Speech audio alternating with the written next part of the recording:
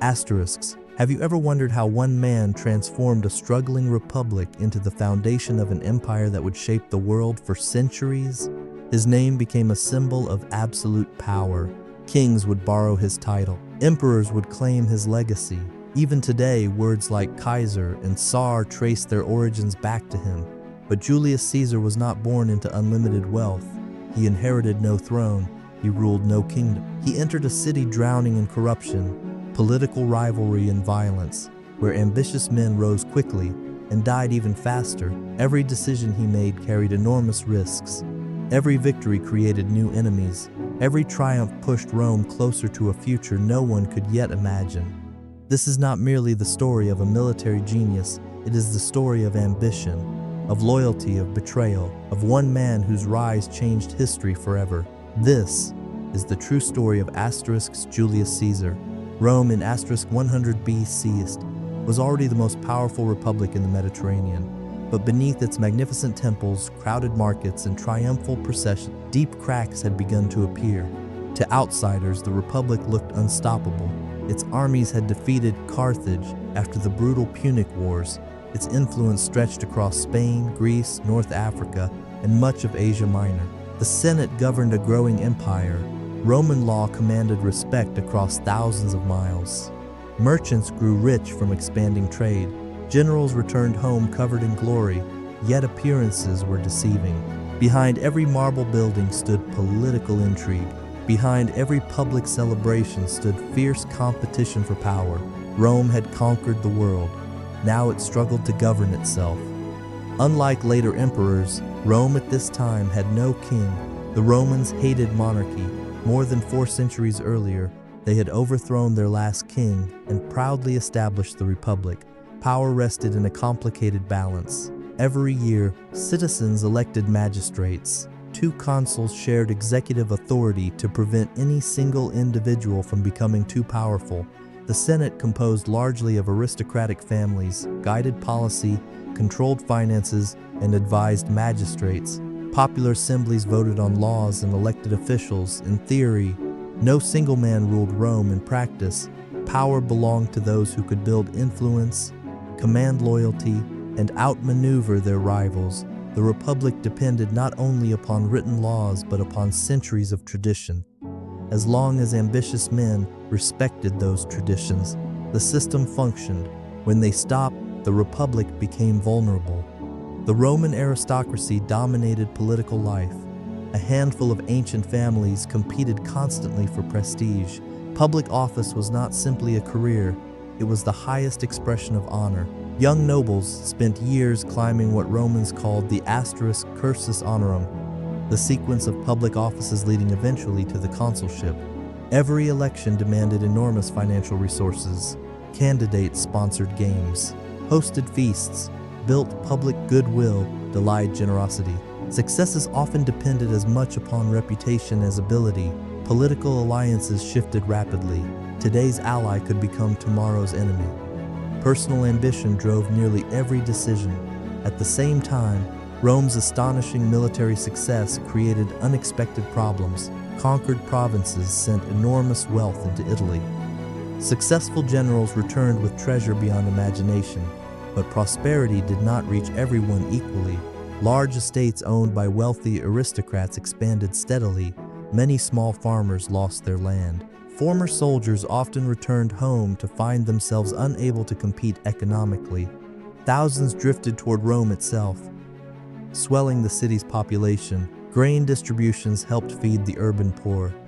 Political leaders increasingly appealed directly to these masses, promising reforms and opportunity. Social tensions intensified. The Republic remained powerful. It also became increasingly unstable.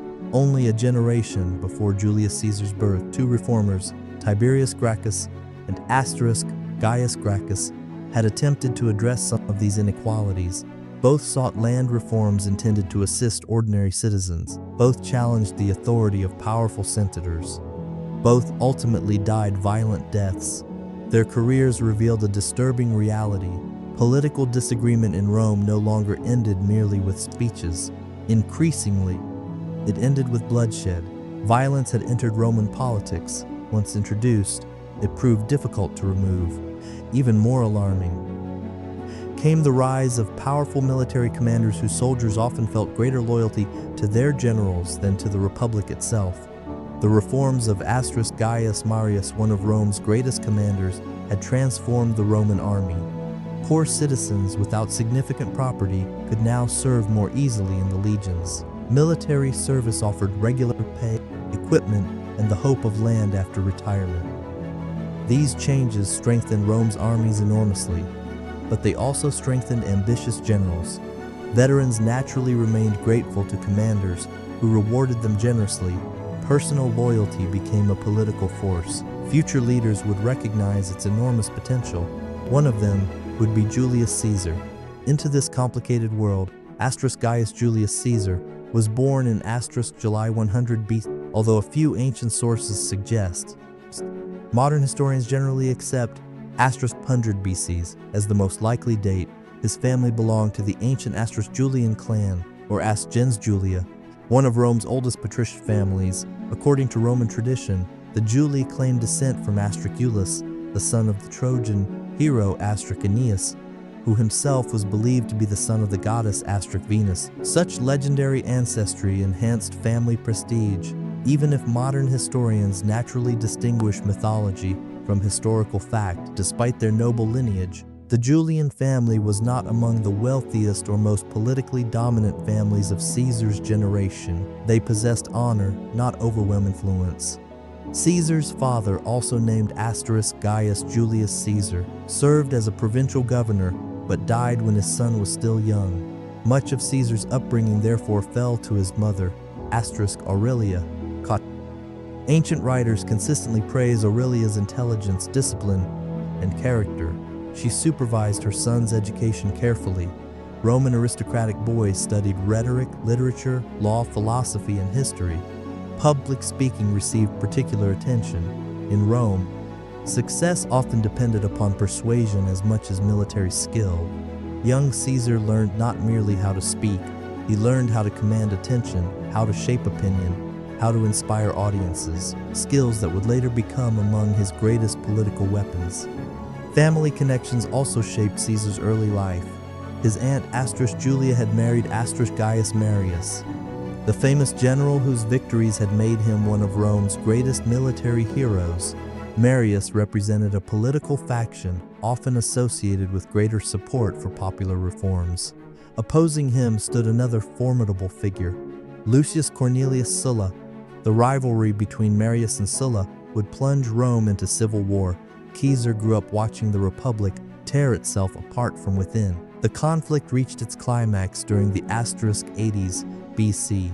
After years of political struggle and military confrontation, Sulla emerged victorious. He marched on Rome itself, an unprecedented act for a Roman commander. Then he became dictator. His rule introduced terrifying prescriptions.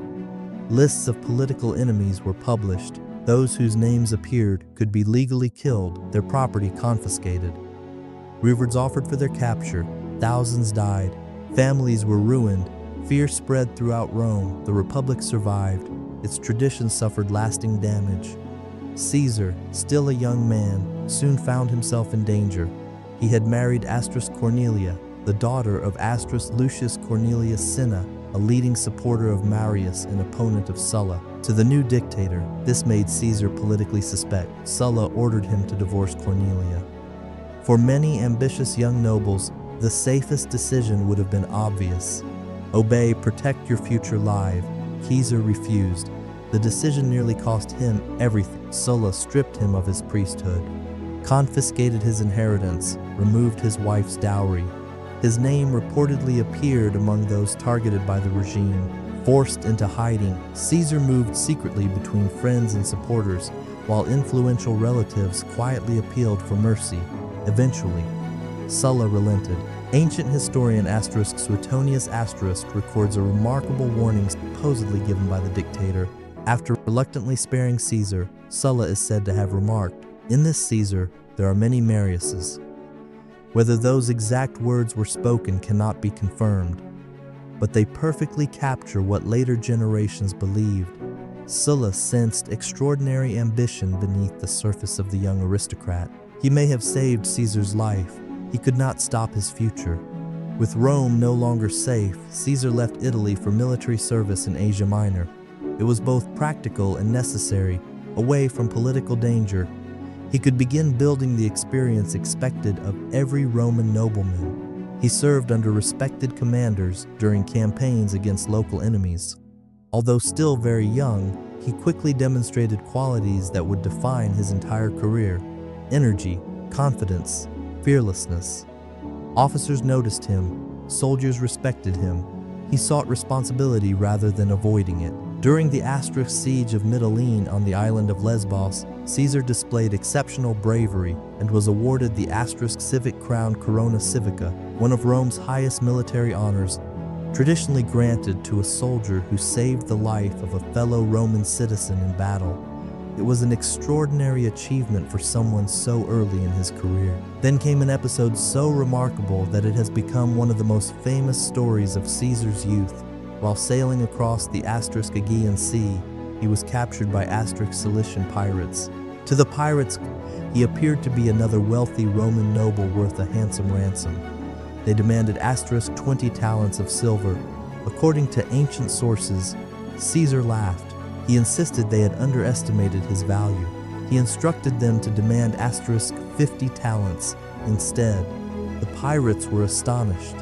Their prisoner behaved less like a captive and more like their commander. During the weeks that followed, Caesar read poetry aloud to them, criticized them when they failed to appreciate his speeches, and reportedly joked that once he was free, he would return and have them crucified. The pirates laughed. They assumed he was entertaining himself. When the ransom finally arrived, Caesar was released. Most men would have considered the ordeal finished. Caesar considered it unfinished. He immediately gathered ships from nearby cities, pursued the pirates, captured them, recovered the ransom money, and fulfilled his promise. He ordered the pirates crucified. Ancient sources add that, showing a measure of mercy, he first ordered their throats cut before the crucifixions, sparing them prolonged suffering. Whether every detail has been embellished over time, the central event is well attested. It revealed something fundamental about Julius Caesar. He never forgot an insult. He never abandoned a promise. And from the very beginning, he believed that destiny favored those bold enough to seize it. His journey back to Rome was only beginning. Soon, the young aristocrat who had defied a dictator and humbled pirates would step into the dangerous arena of Roman politics, where enemies wore togas instead of armor, and words could be as deadly as swords. Rome welcomed ambitious men. It also destroyed them. By the time Julius Caesar returned from military service in Asia Minor, the Republic remained as turbulent as ever. The dictatorship of Lucius Cornelius Sulla had formally ended with his resignation and subsequent death in 78 BC. But the political divisions that had scarred Rome refused to disappear. The Senate had regained much of its authority. Powerful aristocratic families once again competed for influence. Former supporters of Sulla defended the traditional dominance of the Senate. Others believed the Republic needed reform. Old rivalries remained alive beneath the surface. The city had become a battlefield without armies. Victory depended not only on speeches, but on reputation, money, alliances, and patience. Caesar intended to master them all. Although his military service had earned distinction, Caesar understood that glory on distant battlefields meant little if it failed to translate into influence in Rome. Political success required visibility. Every ambitious noble had to build a public image. Every speech mattered, every appearance mattered, every friendship mattered. Caesar possessed advantages. He belonged to an ancient patrician family. He had proven courage in battle. He had survived Sulla's purge, but he also faced serious disadvantages. His family was respected, not exceptionally wealthy. Many rivals possessed greater fortunes. Others enjoyed stronger political networks. If Caesar hoped to reach the highest offices, he would need something even more valuable: the support of the Roman people. He began establishing himself as an advocate in the courts. Roman politics revolved around public speaking, trials, the attracted enormous crowds. Successful orators gained recognition across the city. Caesar quickly earned attention for his eloquence. Ancient writers describe his speaking style as energetic, persuasive, and carefully prepared. He attacked corrupt provincial governors and defended important clients.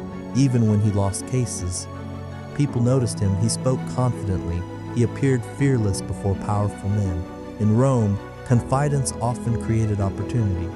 Yet Caesar refused to rely solely upon natural talent. Recognizing that he could improve further, he traveled to the Greek island of Rhodes, where he studied rhetoric under the famous teacher Apollonius Milanus. The same instructor had earlier taught the renowned Roman orator Cicero.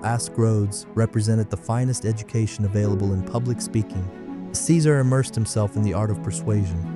He studied structure, delivery, emotion lock. A Roman general needed soldiers, a Roman politician needed words. Caesar intended to command both. During this period occurred one of the most remarkable episodes of his early life. While sailing through the eastern Mediterranean, Caesar's ship encountered Cilician pirates. Piracy had become a serious problem throughout the region. Entire coastlines suffered repeated attacks. Merchant ships disappeared. Travel remained dangerous. Caesar became their prisoner. The pirates demanded a ransom of 20 talents of silver. According to ancient historians, Caesar reacted with amusement rather than fear. He insisted they ask for 50 talents, arguing they clearly did not understand the value of the man they had captured. The pirates laughed. Their captive seemed unlike any prisoner they had ever known. For nearly 40 days, Caesar lived among them while messengers gathered the ransom. Ancient authors describe extraordinary behavior. He joined their conversations, read poetry aloud, practiced speeches, scolded the pirates when they interrupted his sleep. He reportedly referred to them almost as subordinates rather than captors. Most astonishing of all, he repeatedly warned them that after his release he would return, capture them, and have them crucified. The pirates treated the threat as another joke. They underestimated the determination of the young Roman. It would become a fatal mistake. Once the ransom arrived, Caesar regained his freedom. Most former prisoners would have hurried home. Caesar immediately organized several ships from nearby cities. Without waiting for formal instructions from Rome, he pursued the pirates across the sea. Soon he found them. The pirates were captured with remarkable speed. Their treasure recovered. True to his promise, Caesar ordered their execution. Ancient sources report that, before carrying out the crucifixions, he ordered their throats cut first, sparing them prolonged suffering. The episode spread rapidly through Roman society. Some admired his decisiveness. Others considered his actions astonishingly bold for a young nobleman without major official authority. Caesar cared little. He had demonstrated something important. His promises carried consequences. Returning once more to Rome, Caesar entered the long, demanding climb through the cursus honorum, the traditional sequence of political offices expected of ambitious Roman aristocrats. Every office required elections. Every election demanded public support. Every campaign required enormous spending. Roman politics was extraordinarily expensive. Candidates financed public games, distributed gifts, sponsored festivals, improved public buildings. The expectation of generosity placed tremendous financial pressure upon ambitious politicians. Caesar embraced it fully. In 69 BC, Caesar achieved election as quaestus, one of the Republic's junior magistrates. The office marked the formal beginning of a senatorial political career. Following Roman's custom, he served in the province of further Spain. The experience introduced him to provincial administration and financial responsibilities. More importantly, it expanded his network of supporters. Every successful governor created friendships. Every fair decision built reputation. Caesar paid careful attention to both. During the same year, tragedy struck his family. His aunt Julia, widow of the great general Gaius Marius, died. Soon after, his wife Cornelia also passed away. Roman funerals often became political events. Khazar transformed both occasions into opportunities that revealed his growing confidence. At Julius' funeral, he displayed images of Marius. This was a bold act. Although Sulla was long dead, memories of the civil wars remained deeply divisive. Many conservative senators still regarded Marius with hostility. Displaying his image publicly signaled Caesar's willingness to associate himself with the popular political tradition despite potential criticism. At Cornelius' funeral, Caesar delivered an emotional eulogy that further increased his visibility among ordinary Romans. He understood that public memory mattered, symbolism mattered, everything contributed to reputation. His private life soon attracted attention as well. In approximately 67 BC, Caesar married Pompeia, granddaughter of Sulla. The marriage reflected the complex realities of Roman politics. Personal relationships frequently crossed factional lines. Today's political opponent could become tomorrow's ally through marriage. Family connections often served practical purposes as much as emotional ones, yet this marriage would not last. As Caesar continued advancing steadily, he was elected Curial Aedilis, an office responsible for public buildings, markets, festivals, and games. Many politicians viewed the aedileship as an opportunity to impress voters. Khazar seized the opportunity completely. He organized magnificent public spectacles, gladiatorial games, religious festivals, lavish decorations throughout Rome. Crowds flocked to the events. The people admired his generosity. His popularity soared. His finances collapsed.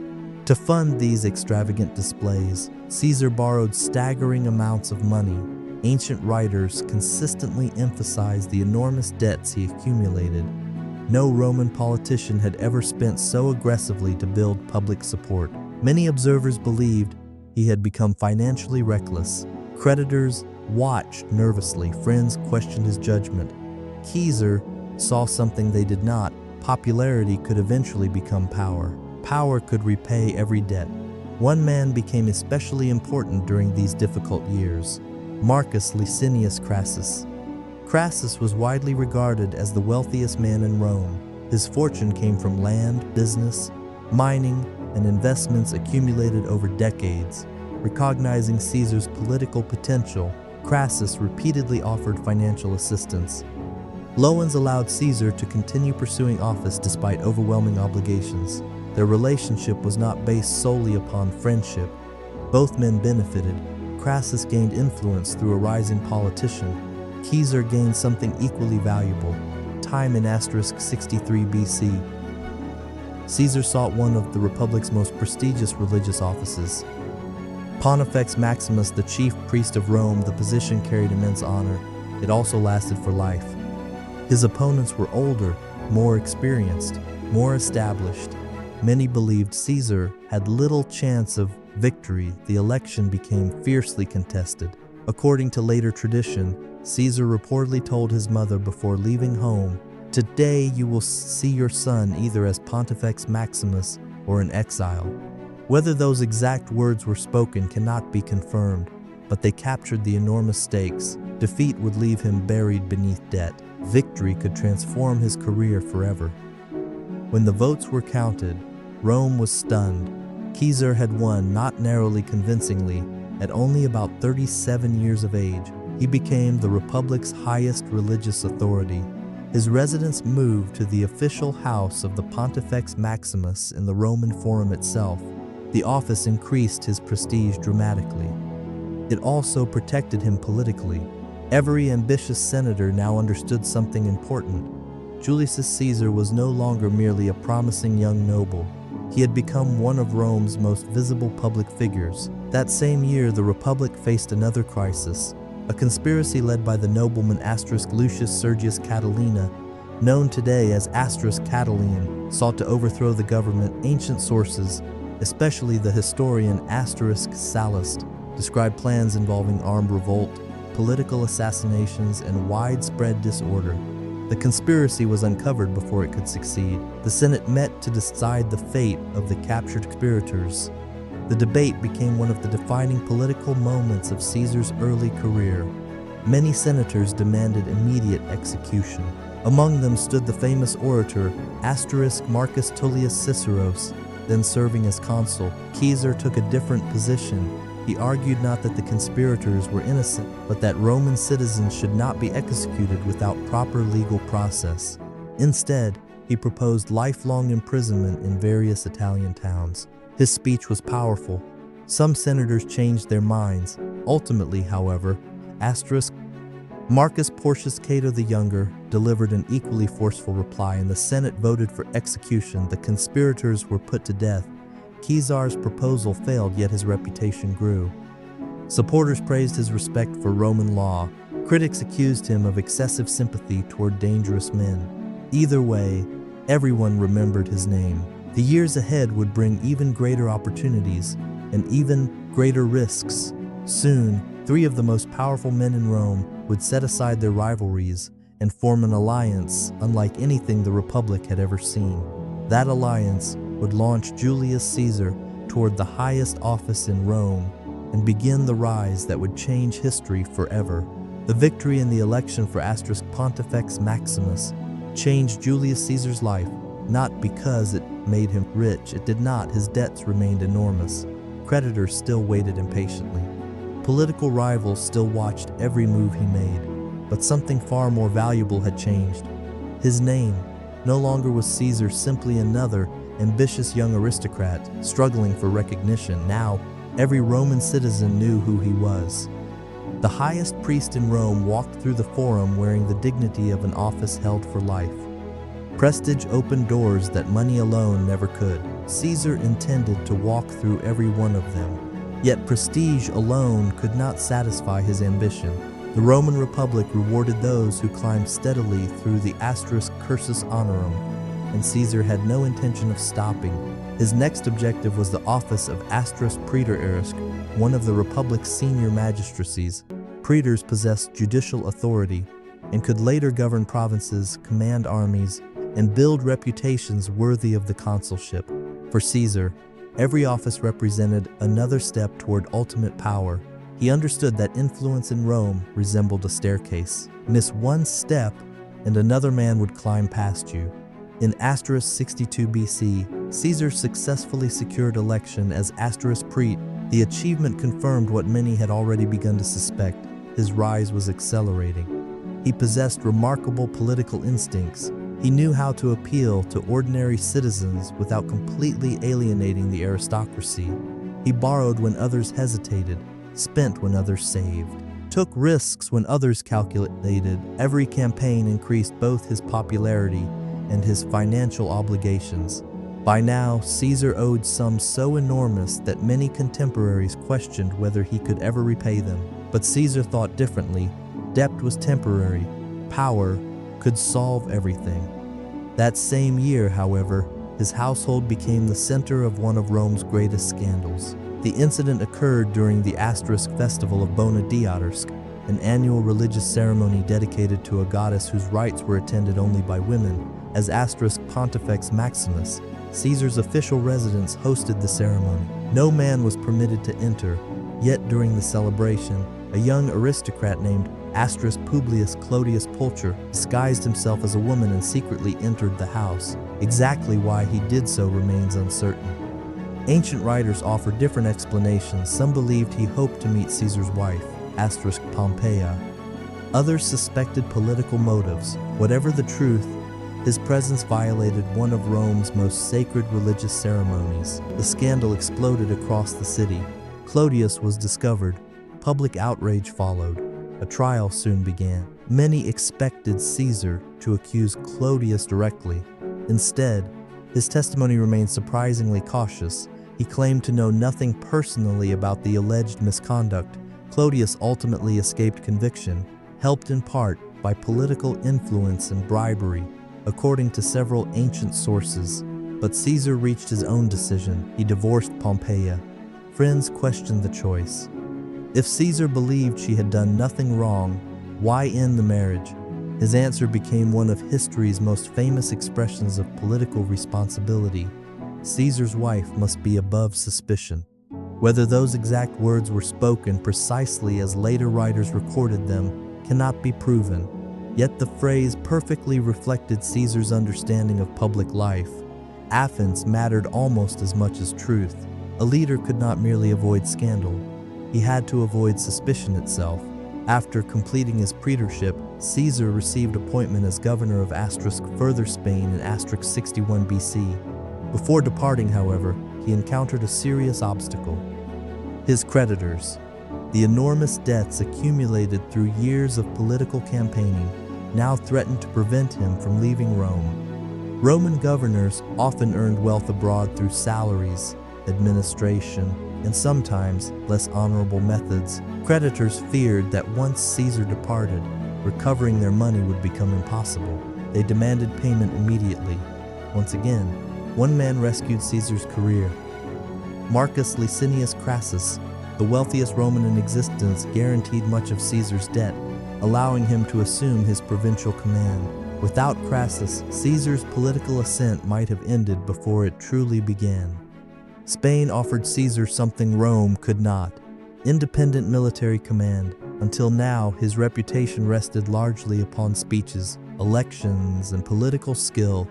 Governorship presented opportunities for military glory. The province still faced unrest from local tribes. Campaigns became necessary. Caesar embraced them enthusiastically. Leading Roman legions for the first time as supreme commander, he demonstrated remarkable energy.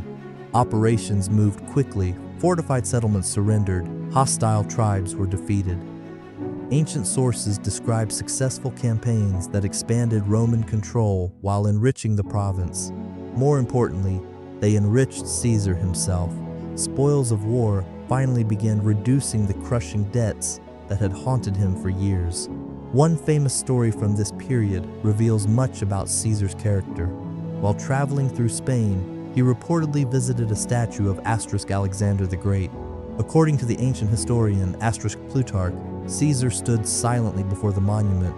Then he wept when companions asked why. Caesar answered that Alexander had conquered much of the known world before reaching the age that Caesar had already attained.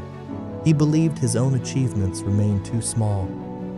Modern historians naturally recognize that ancient biographers often included dramatic episodes to illustrate character.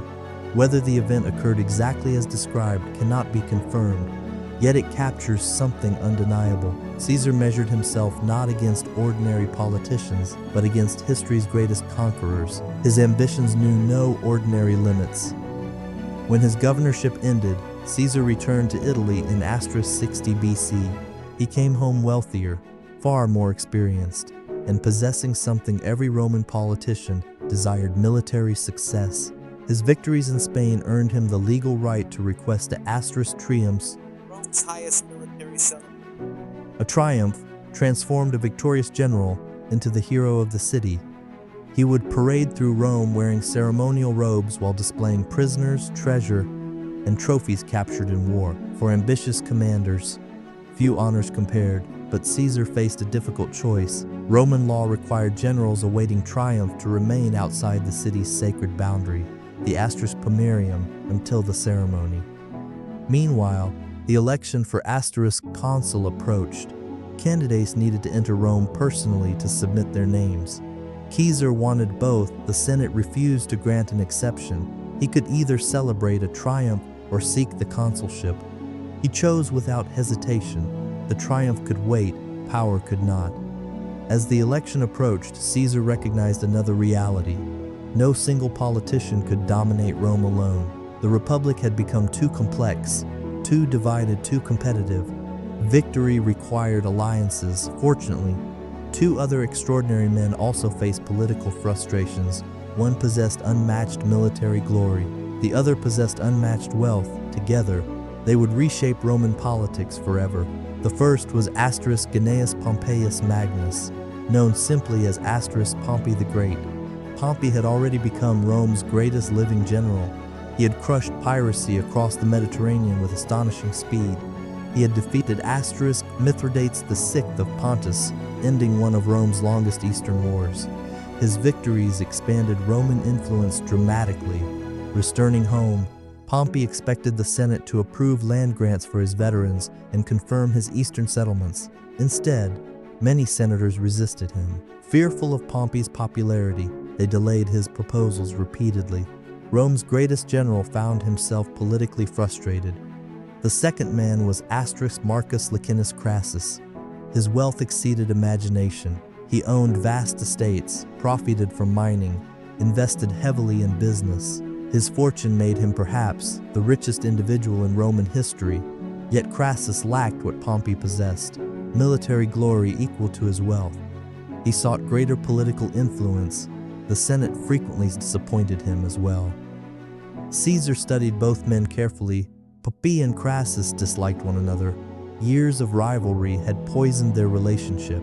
Most politicians viewed that hostility as permanent. Caesar saw opportunity. If he could reconcile them, he would unite Rome's greatest soldier, its richest citizen, and one of its most ambitious politicians. No coalition in the Republic could rival such power.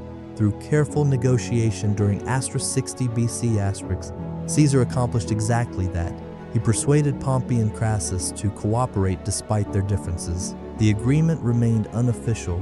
No law established it. No public document recorded it. Historians later called it the First Triumvirate.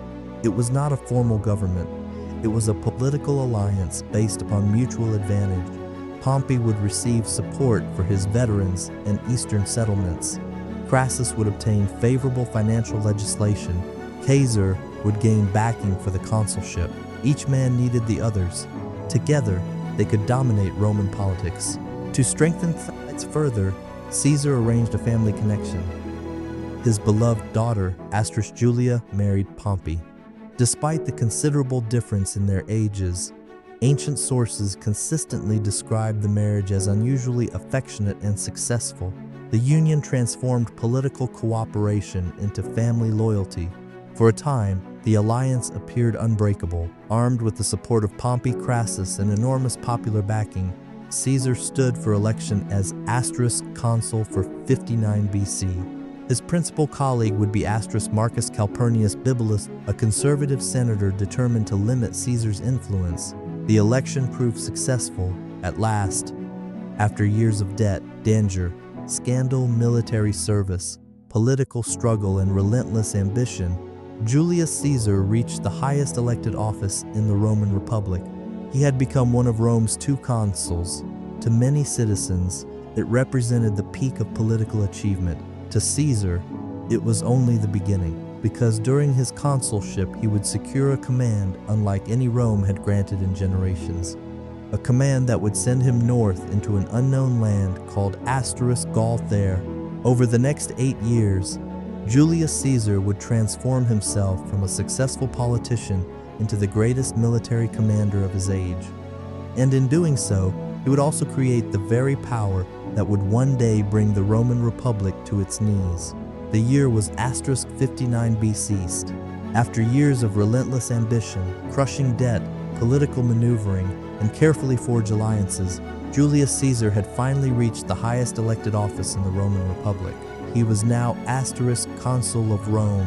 To many politicians, becoming consul marked the crowning achievement of an entire lifetime. For Caesar, it was only the first step towards something far greater. He had not spent years climbing Rome's political ladder simply to preserve the Republic. He intended to reshape it. From the very beginning of his consulship, it became obvious that Caesar would not govern quietly. His fellow consul, Marcus Calpurnius Bibulus, represented the conservative faction of the Senate. Bibulus believed Caesar's growing influence threatened the traditional balance of Roman politics. He opposed many of Caesar's proposals. The conflict between the 2 men quickly became bitter. Meetings of the Senate turned into fierce political battles.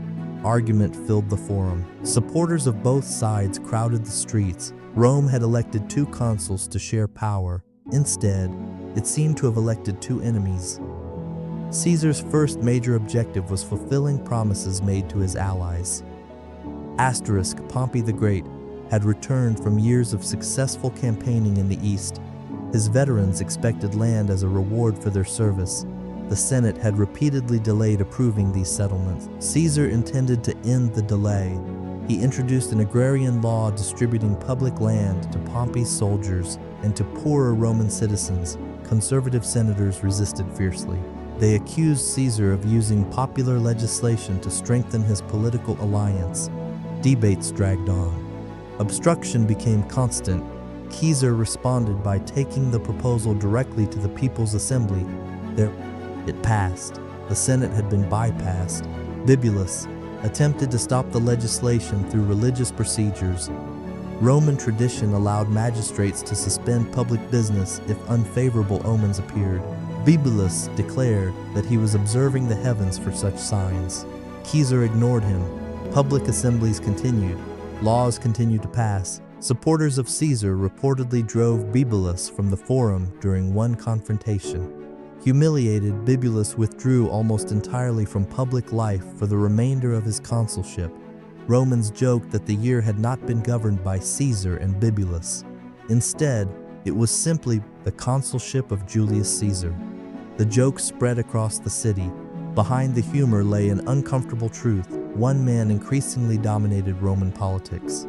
Caesar also secured Senate approval for Pompey's eastern settlements and enacted financial measures favorable to Marcus Licinius Crassus and the tax-collecting companies supported by him. Every member of the First Triumvirate received what he wanted. The alliance worked exactly as Caesar had intended. Pompey contributed military prestige. Crassus supplied financial strength. Caesar directed political strategy. Together, they controlled Rome more effectively than any official institution. Before his consulship ended, Caesar ensured that his future would not depend upon political enemies. Normally, outgoing consuls received provincial commands lasting 1 year. Caesar secured something extraordinary. Through legislation sponsored by the tribune Publius Vatinius Asterisk, he received command over Cisalpine Gaul and Illyricum for 5 years, later expanded to include Transalpine Gaul after the death of its governor. The command placed several Roman legions under his authority. It also granted him something every ambitious Roman desired: independent military power. Few senators fully appreciated what this meant.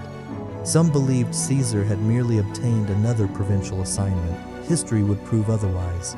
In 58 BC, Caesar departed Rome. Ahead lay Gauls, a vast region covering much of modern France, Belgium, parts of Switzerland, northern Italy, and western Germany. Contrary to popular imagination, Gaul was not a unified kingdom. It consisted of numerous Celtic tribes with their own leaders, alliances, rivalries, and traditions. Some maintained friendly relations with Rome. Others resisted Roman influence fiercely. Ancient authors, including Caesar himself in his Commentari de Bello Gallico commentaries on the Gallic War, describe a politically fragmented land where shifting alliances frequently determined survival. For Caesar, this division presented opportunity. Almost immediately, events forced him into action. The Helvetii, a powerful Celtic confederation from what is now Switzerland, decided to abandon their homeland and migrate westward with their families. Ancient sources suggest they numbered in the hundreds of thousands. Though modern historians generally believe Caesar greatly exaggerated these figures, perhaps to emphasize the scale of his achievement, whatever their true numbers, their migration threatened Roman allies and potentially endangered Roman provinces. The Helvetii requested permission to pass peacefully through Roman territory. Caesar refused. Instead, he prepared for war. The campaign demonstrated qualities that would define Caesar's military career: speed, preparation, adaptability. Rather than waiting passively, he ordered the construction of defensive fortifications along the Rhone River to block the Helvetii's advance. Denied their preferred route, the migrating tribes sought another path. Caesar followed relentlessly. After several maneuvers and smaller engagements, the decisive battle occurred near Bibracte. The fighting lasted for hours. The Helvetii resisted fiercely. Women and children reportedly remained with the wagons behind the battlefield, highlighting that this migration involved entire communities rather than merely armies. Eventually, Roman discipline prevailed. The Helvetii were defeated. Rather than allowing them to disperse elsewhere, Caesar ordered survivors to return to their original homeland. The decision served Rome's interests. A populated Helvetian territory would act as a buffer against Germanic incursions from farther east. Victory had solved more than one problem. News of Caesar's success spread quickly throughout Gaul. Many tribes welcomed Roman protection. Others grew increasingly uneasy. Among the greatest threats stood the Germanic king Ariovistus. Originally invited into Gaul by certain Celtic tribes as an ally, Ariovistus had gradually expanded his own power. His influence now alarmed many neighboring peoples. Delegations approached Caesar seeking assistance. The Roman commander saw both danger and opportunity. If Ariovistus remained unchecked, Roman influence north of the Alps would weaken dramatically. Caesar decided to confront him. The campaign against Ariovistus proved psychologically difficult. Stories about the Germanic warriors filled Roman camps. They were said to be enormous in stature, fearless in battle, unstoppable. According to Caesar's own account, some officers and soldiers became deeply anxious before the confrontation. Rumors spread, confidence declined. Caesar responded not with punishment, but with leadership. He gathered his officers, delivered a powerful speech, reminded them of earlier Roman victories, declared that if necessary, he would advance with only the loyal *10th Legionist, whose discipline he trusted completely. The speech achieved its purpose. Morale recovered. The army marched forward. The two forces eventually met in eastern Gaul. Ancient accounts describe fierce fighting. Roman formations held firm despite repeated Germanic assaults. Gradually, Caesar's tactical organization overcame Ariovistus's warriors. The Germanic king fled across the Rhine. His influence in Gaul collapsed. Once again, Caesar had eliminated a major threat while presenting himself as the protector of Rome's allies. His reputation continued growing. Back in Rome, reports of Caesar's victories impressed the public. Military success always enhanced political prestige. Each triumph strengthened Caesar's standing not only with ordinary citizens, but also with his soldiers. This relationship became one of the defining features of his command. Unlike many Roman aristocrats, Caesar shared hardships with his men. He marched beside them, endured harsh weather, accepted the same dangers. Ancient writers repeatedly describe his extraordinary physical endurance.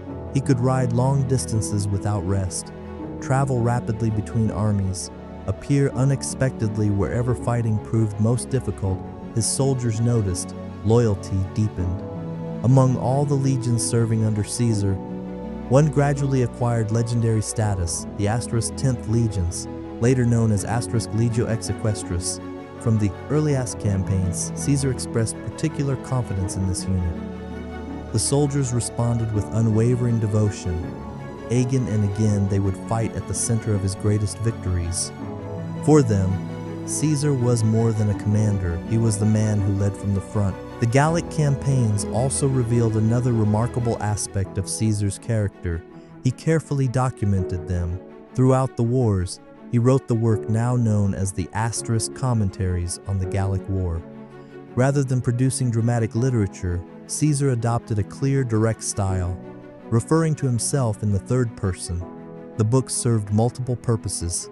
They informed Romans about distant campaigns, explained military decisions, justified his actions, and perhaps most importantly, strengthened his political image back in Rome. Modern historians recognize the commentaries as invaluable historical sources while also remembering that they reflect Caesar's own perspective and political interests. They remain among the finest surviving works of Latin prose. By the end of *58 BC, Caesar had achieved far more than anyone expected. He had defeated the Helvetii, driven Ariovistus beyond the Rhine, protected Rome's allies, expanded Roman influence, earned the admiration of his soldiers, and demonstrated that his provincial command would not become a quiet administrative assignment. It had become a campaign of conquest. Yet, the hardest fighting still lay ahead. Across the forests and rivers of northern Gaul, powerful build tribes were already watching Rome's advance with growing alarm. Many concluded that if they waited, They would be conquered one by one, so they chose another path. They united. For the first time in generations, dozens of tribes prepared to fight together against a common enemy. Julius Caesar had won his opening victories. Now, he would face an entire coalition determined to drive Rome out of Gaul forever.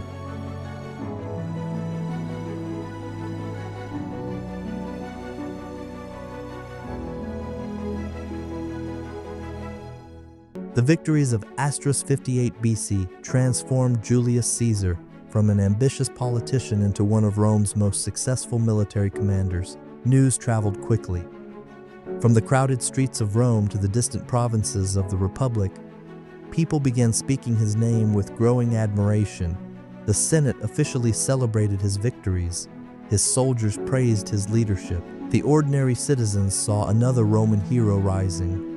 But not everyone celebrated. Inside the Senate, many influential men had begun watching Caesar with increasing concern. Every victory gave him more prestige. Every campaign strengthened his army. Every passing year made him more dangerous, not to Rome's enemies, but perhaps to Rome itself. Caesar ignored the whispers. His attention remained fixed on Gaul. The conquest had only just begun. The following year, 57 BC, brought a challenge unlike anything Caesar had yet faced. In northern Gaul lived a collection of powerful tribes that Roman writers called the Belgae. Ancient sources, especially Caesar's own commentaries, described them as among the bravest warriors in all of Gaul. Modern historians note that Caesar may have emphasized their strength to magnify the significance of his victories. Even so, there is little doubt that the Belgae posed a formidable threat. Unlike many Celtic tribes farther south, they had experienced less Roman influence. They valued independence fiercely. When reports of Caesar's expanding power reached them, they reached a simple conclusion. If Rome conquered the rest of Gaul, their freedom would soon disappear. For perhaps the first time in generations, many Belgian tribes united against a common enemy. The coalition was impressive. The Nervii, the Atrebatus, the Viromandui, and numerous others prepared for war. Individually, they might have struggled against Roman discipline. Together, they represented one of the largest military alliances Caesar had yet encountered. Rather than waiting for Rome to attack, they prepared to strike first. Caesar welcomed the challenge. He understood that speed often decided wars. Instead of allowing the coalition additional time to organize, he marched north immediately. As always, preparation came before battle. Roman legions carried remarkable engineering skills wherever they marched. Every evening, regardless of weather or exhaustion, they constructed fortified camps, deep ditches, wooden palisades, carefully organized streets. These temporary fortresses protected soldiers from surprise attacks and allowed disciplined movement even in hostile territory. To many Gallic warriors, the speed with which Roman camps appeared seemed almost unbelievable. An empty field at sunset became a fortified military base before darkness fully arrived. The Romans fought with swords, but they conquered with organization. The first major engagements favored Caesar. Several tribes surrendered after brief resistance. Others offered hostages. Some abandoned the coalition entirely. Rome's reputation for relentless determination spread quickly. Yet not every tribe accepted defeat. Among all the Belgian peoples, one stood apart, the Nervii. Ancient authors described them as exceptionally disciplined, proud, and resistant to Roman influence. Unlike neighboring tribes, they reportedly rejected many luxury goods imported through trade. Believing comfort weakened courage. Whether this description reflects complete reality or Roman admiration, the Nervii proved to be extraordinary opponents. The decisive confrontation occurred near the Sabis River, generally identified today with the Sambre River, though historians continue to debate its exact location. Caesar's army approached, expecting to establish another fortified camp before battle. The Roman columns stretched across the landscape as soldiers unloaded equipment and engineers prepared defensive works. Everything appeared routine then. Without warning, the forest erupted. Thousands of Nervii warriors charged downhill with astonishing speed. the surprise was nearly complete. For perhaps the first time during the Gallic campaigns, Caesar found himself in genuine danger. The Roman army had not yet fully formed its battle lines. Several legions remained separated. Pack animals crowded the field. Engineers still worked on fortifications. The Nervii understood exactly when to attack. They intended to destroy the Romans before discipline could overcome surprise. The assault struck with terrifying force. Roman formations wavered. Confusion spread rapidly. Messengers struggled to reach different units. Dust filled the air. Commands became difficult to hear. For a brief moment, defeat seemed possible. Caesar reacted instantly. Ancient accounts describe him moving wherever danger appeared greatest. Finding one section of the line under severe pressure, he reportedly seized a shield from a nearby soldier, having arrived without his own because the attack came so unexpectedly, and rushed toward the front. He shouted orders personally, encouraged wavering troops, directed reinforcements. His presence changed the battle. Roman soldiers who saw their commander fighting beside them regained confidence. One legion after another stabilized its position. The chaos slowly became order. Among the most critical moments came when the *10th Legion and other experienced units managed to support heavily pressured comrades. Roman discipline proved decisive once again. Individual courage mattered. Collective training mattered even more. The Nervii continued fighting with astonishing determination. Ancient writers describe warriors standing their ground even after their leaders fell. Some reportedly fought from atop piles of fallen comrades. Modern historians recognize that such descriptions likely contain literary exaggeration, yet they also acknowledge the extraordinary resistance offered by the Belgian tribes. This was no easy Roman victory.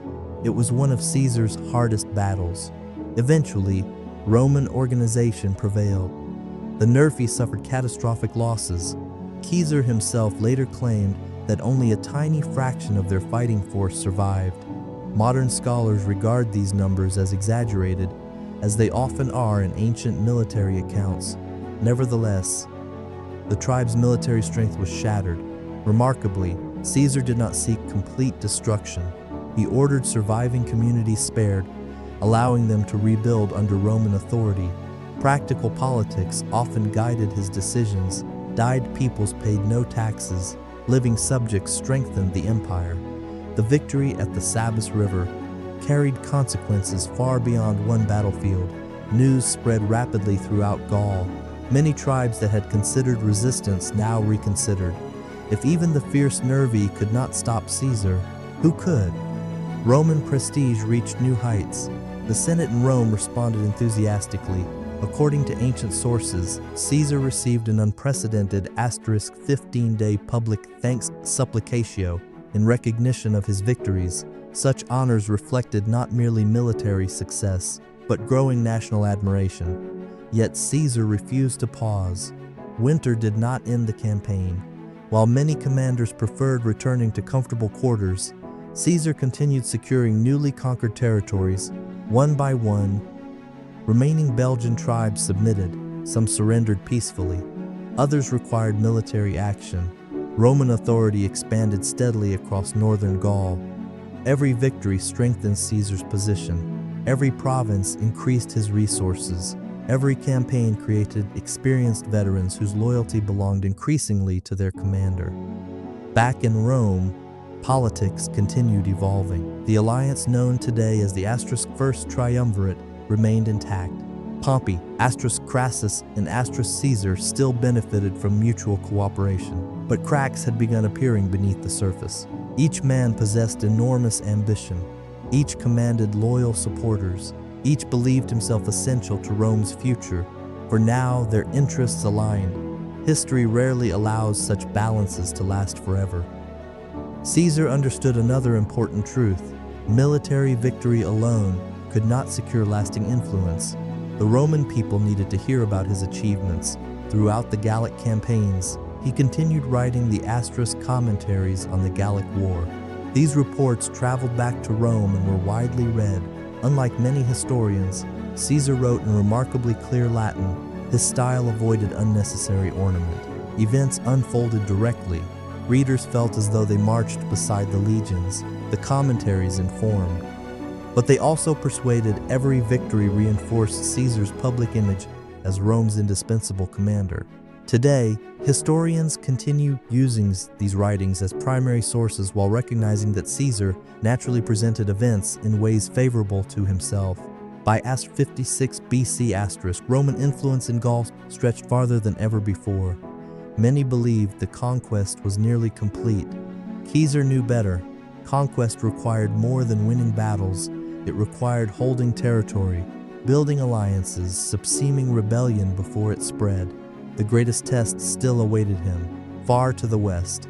Along the windswept coast of the Atlantic Ocean, a powerful maritime people called the Veneti had begun organizing resistance. Unlike the tribes Caesar had already defeated, the Veneti possessed something Rome lacked: a powerful fleet. They controlled the seas. Their ships were larger than Roman vessels operating in the region. Their knowledge of Atlantic tides far exceeded anything Roman commanders had experienced.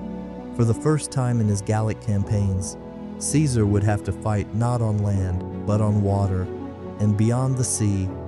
Another mysterious island repeatedly appeared in stories told by merchants and tribal leaders, an island the Romans called Britannia. Soon, Julius Caesar would attempt something no Roman general had ever dared. He would carry the power of Rome across the sea itself. The Atlantic Ocean was unlike anything Julius Caesar had ever faced. Its tides rose and fell with astonishing force.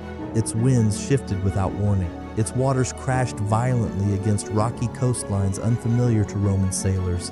The Mediterranean, the sea Rome knew so well, was predictable by comparison. Here, nature itself seemed to resist conquest. Yet another challenge had appeared before Caesar, and as always, he intended to overcome it. By 56 BC, much of Gaul had accepted Roman authority. Some tribes had surrendered willingly. Others had been defeated in battle. Many provided hostages as guarantees of loyalty. To outside observers, the conquest appeared nearly complete, but Caesar had already learned an important lesson. Victory in Gaul was never permanent. Each success created new resistance. Every defeated tribe inspired another to prepare. This time, the rebellion came not from forests or mountains. It came from the sea. Along the northwestern coast of Gaul lived a powerful confederation known as the Veneti. Their settlements overlooked the Atlantic. For generations, they had become skilled sailors, merchants, and shipbuilders. Their wealth came from maritime trade, stretching across the English Channel to Britannia. Unlike most Gallic tribes whose strength depended on cavalry and infantry, the Veneti ruled the coastline through naval power. They possessed something Rome did not: mastery of Atlantic waters. The conflict began with diplomacy. During the winter, Caesar had distributed his legions throughout Gaul as was customary. One of his officers, Publius Licinius Crassus, the son of Marcus Crassus, requested supplies from several coastal tribes. Instead of cooperating, the Veneti seized Roman officers and held them hostage. Their objective was clear: exchange the prisoners for hostages Rome had previously demanded from Gallic tribes. It was a dangerous gamble. To many local leaders, negotiations seemed possible. To Caesar, it represented open rebellion. Rome could not allow provincial officials to be taken captive without consequences. If one tribe succeeded, others would surely follow. Caesar reacted immediately. He understood that defeating the Veneti would require an entirely different kind of campaign. Roman legions dominated battlefields on land. They possessed almost no experience fighting major naval wars in the Atlantic. Rather than forcing his soldiers into unfamiliar conditions unprepared, Caesar ordered the construction of an entirely new fleet. Shipbuilders worked rapidly along the Loire River. Experienced sailors were recruited from Rome's allied communities. Oarsmen trained continuously. Commanders studied the coastline. Everything had to be learned from the beginning. The Romans were building not merely ships, but experience. Meanwhile, the Veneti prepared confidently. Their ships differed dramatically from Roman vessels. ancient description preserved in Caesar's own commentaries emphasized their impressive construction. They possessed heavy oak hulls capable of withstanding rough Atlantic waves. Their prows and sterns stood high above the water. Thick leather sails resisted powerful ocean winds more effectively than traditional linen. Massive iron anchors secured them against strong tides. Roman ships, built primarily for the calmer Mediterranean, appeared smaller and lighter by comparison. Even if Roman soldiers boarded successfully, reaching the enemy would prove difficult. The challenge was unlike anything Caesar had previously encountered. The Roman fleet came under the command of Decimus Junius Brutus Albinus, one of Caesar's trusted officers, not to be confused with the later conspirator Marcus Junius Brutus. Decimus Brutus had already demonstrated considerable military ability. Caesar remained on land with the legions, while Brutus prepared for the decisive naval engagement. The battle took place off the coast of modern-day Brittany. Ancient sources do not identify the exact location with certainty, but they agree on one important fact: the Veneti initially possessed the advantage. As fighting began, Roman sailors quickly discovered that traditional tactics failed.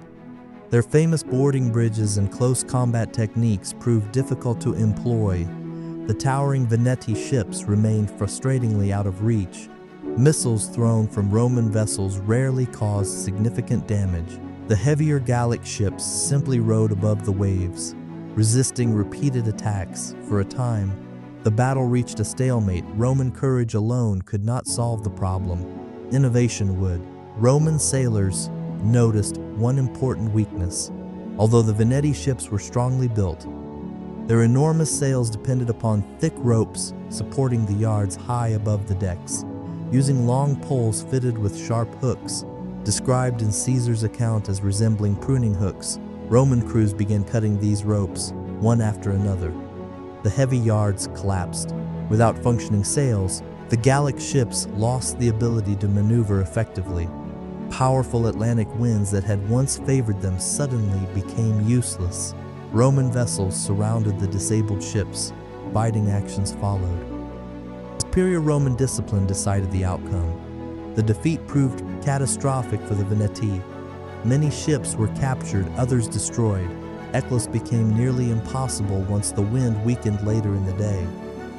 Caesar regarded the rebellion as especially serious because Roman officers had been seized under the protection of diplomacy. According to his own account, the leading members of the Veneti were executed, while many others were sold into slavery. Modern readers often find such punishments harsh.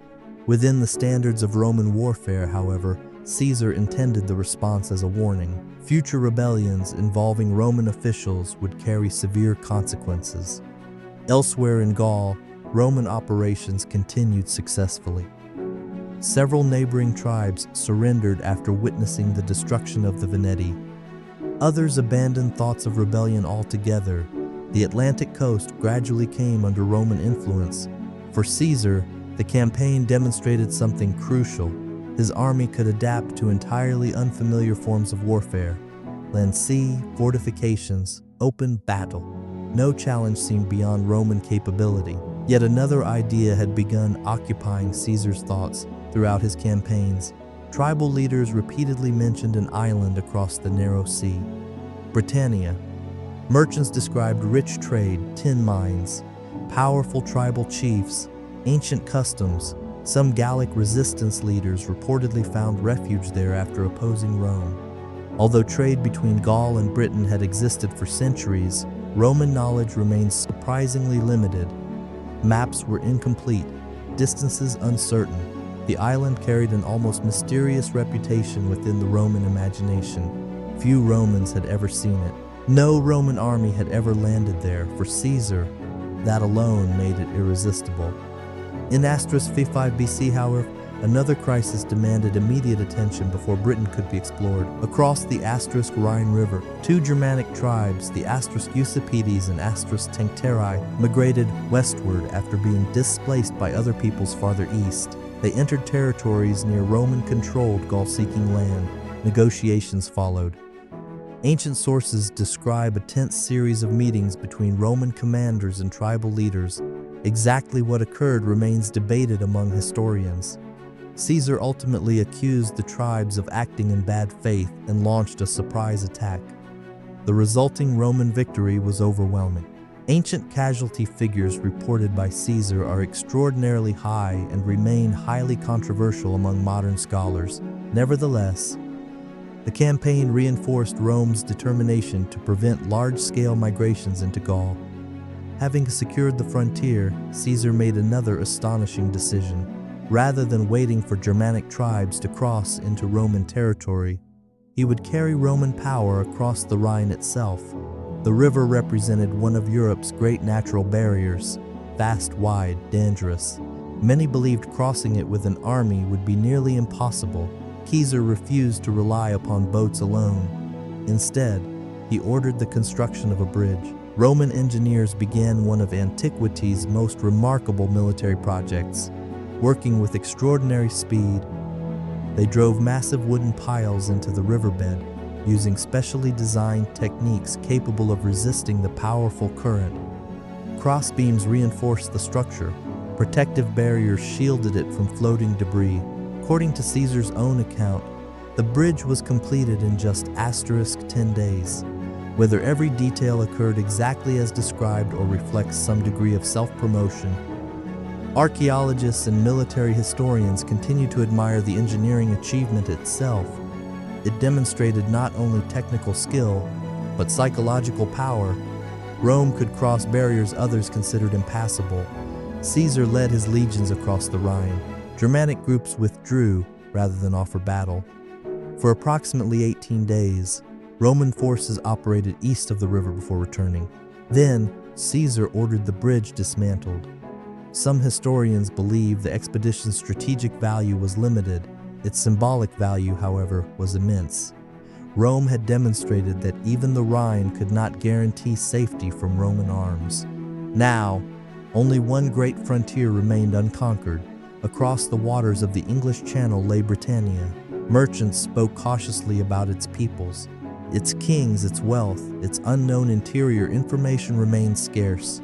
Curiosity grew stronger. Some Roman officers questioned the wisdom of invading an island about which they knew so little.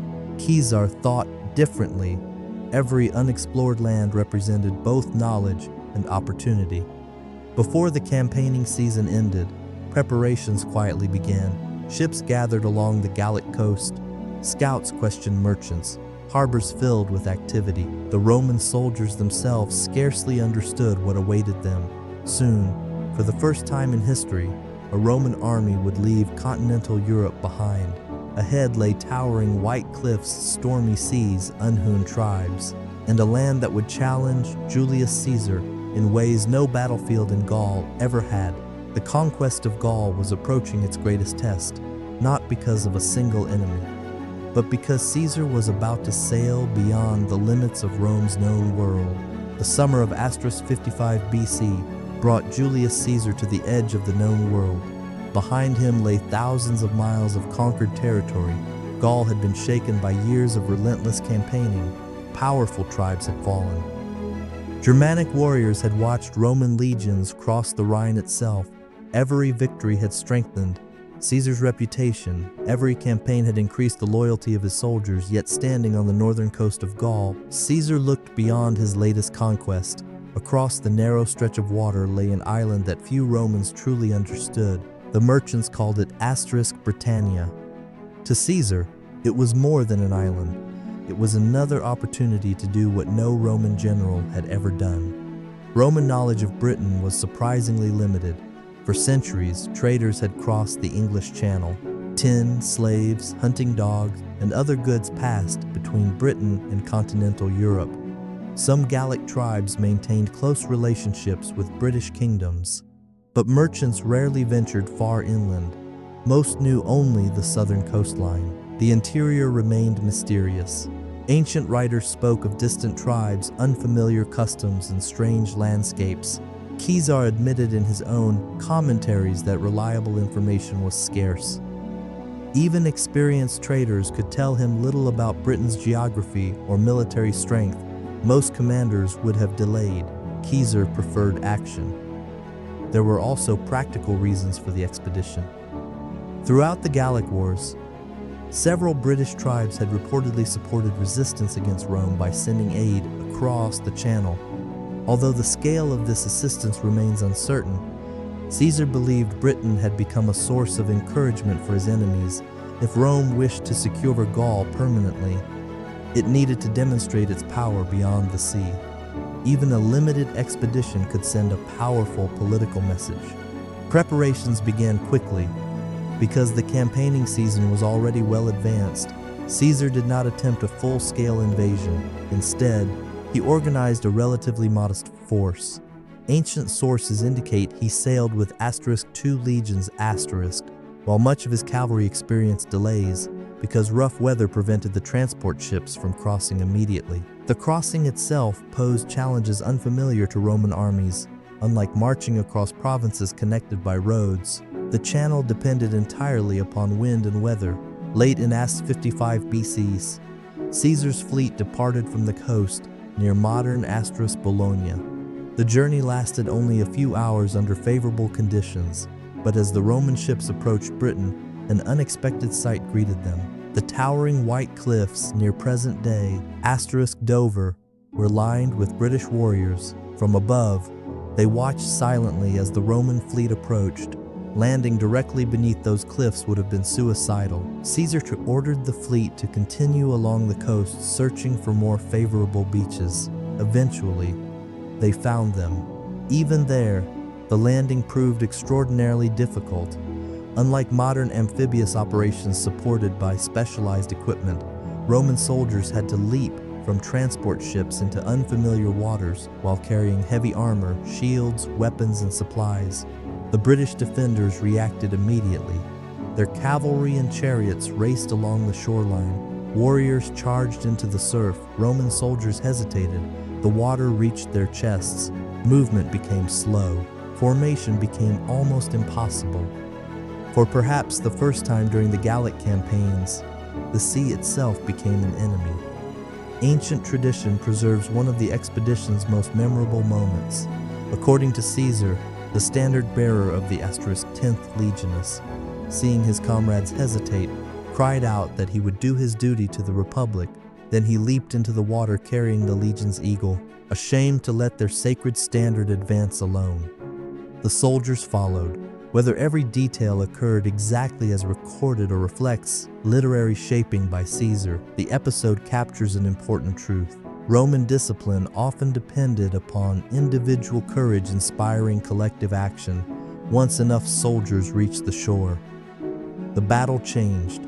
Although the British fought fiercely, Roman organization gradually asserted itself. Legionaries formed ranks despite the difficult conditions. Missile troops provided support. The defenders eventually withdrew inland. Caesar had accomplished something unprecedented. For the first time, a Roman army had successfully landed in Britain, yet the expedition immediately encountered serious problems. Without cavalry, Caesar found it difficult to pursue retreating enemies. His transport fleet soon suffered another setback. High tides and storms, phenomena unfamiliar to Mediterranean sailors, damaged many Roman ships anchored offshore. Some vessels were driven onto beaches, others collided with one another. Sail became unfit for immediate service. Caesar suddenly faced a dangerous reality. His army stood on foreign soil with damaged transport, limited supplies, and uncertain communication with Gaul. The campaign had become far more complicated than expected. British tribes quickly recognized Roman vulnerability. Rather than risking another major open battle immediately, they began harassing Roman foraging parties. Small attacks occurred repeatedly. The countryside itself became hostile. Caesar responded characteristically. He repaired his ships using timber gathered locally, concentrated his forces, and refused to allow isolated detachments to become easy targets. When larger British forces eventually assembled for battle, the Roman legions defeated them. Several tribal leaders requested peace. Hostages were exchanged. The immediate crisis ended. Despite these successes, Caesar understood the expedition's limitations. Winter approached rapidly. The damaged fleet required extensive repairs. Without sufficient cavalry or supplies, remaining in Britain offered little strategic advantage. After only a short stay, Caesar returned to Gaul. Militarily, the expedition achieved limited territorial gains. Politically, it achieved far more. Rome had crossed the sea. Caesar had explored lands previously untouched by Roman armies. His prestige increased once again. The following year, *54 BC, Caesar prepared a second expedition. This time, he intended something much larger. Nearly 800 ships, according to ancient sources, were assembled to transport a significantly greater force. Although modern historians debate the precise numbers, there is little doubt that the second invasion dwarfed the first. Caesar crossed with *5 legions and approximately *2,000 cavalry. It became one of the largest overseas expeditions Rome had yet attempted. Unlike the previous year, the landing met little immediate resistance. British defenders had learned that confronting Roman ships directly on the beaches proved ineffective. Instead, they withdrew inland. Caesar advanced rapidly. Soon he encountered resistance led by one of Britain's most capable rulers, Cassivellaunus. Unlike many tribal chiefs, Cassivellaunus avoided fighting pitched battles against Roman legions. He relied upon mobility, ambushes, knowledge of local terrain, most famously, war chariots. To Roman soldiers, British chariots appeared both fascinating and intimidating. Ancient descriptions portray skilled drivers racing across the battlefield while warriors leaped on and off moving vehicles with remarkable agility. The chariots created confusion, striking quickly before disappearing again. Caesar admired their effectiveness while also recognizing their limitations. Roman infantry maintained disciplined formations. The psychological advantage diminished. Legions adapted, as they had throughout Gaul. Cassivellaunus gradually withdrew north of the River Thames.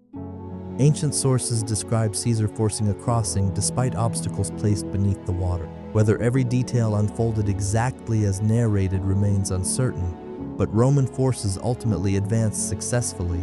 Meanwhile, several British tribes chose diplomacy over continued resistance. Some supplied intelligence regarding Cassivellaunus's stronghold. Others submitted peacefully.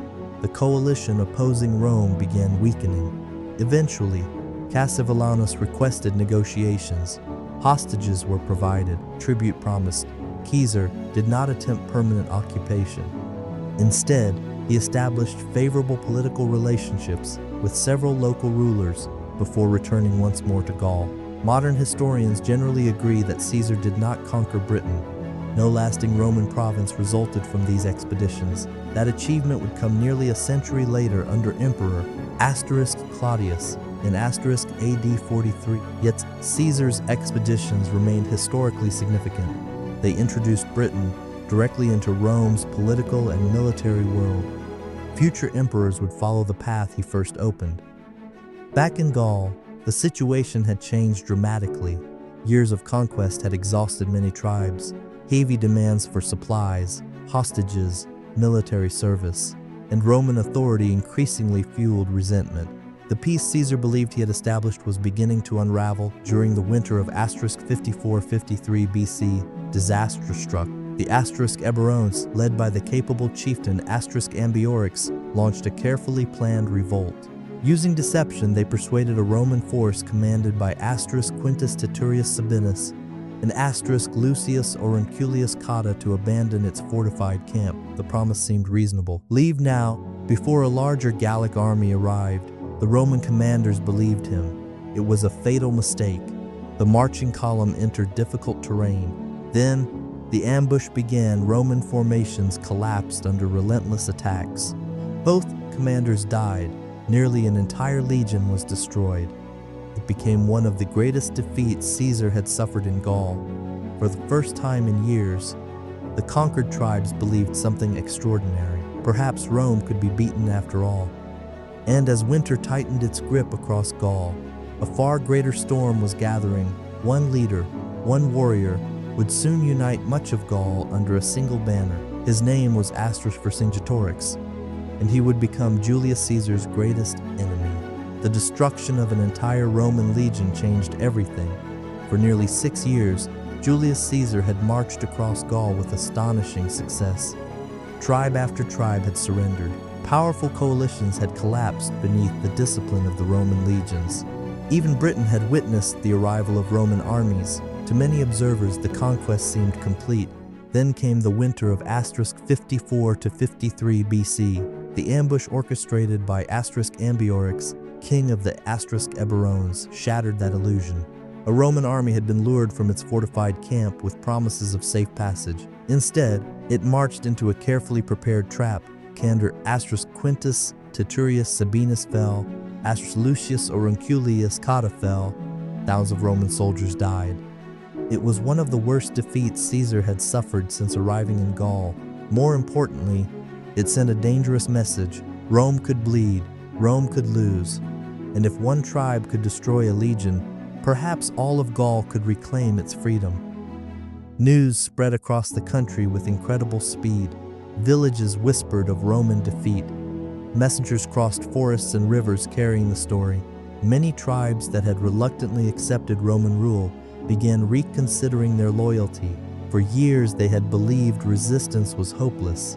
Now, hope returned. Caesar understood the danger immediately. Military defeats could be repaired. Political momentum was far more difficult to recover.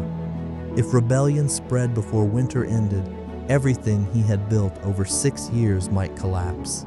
His response demonstrated why history remembers him as one of history's greatest commanders. Rather than retreating, he accelerated.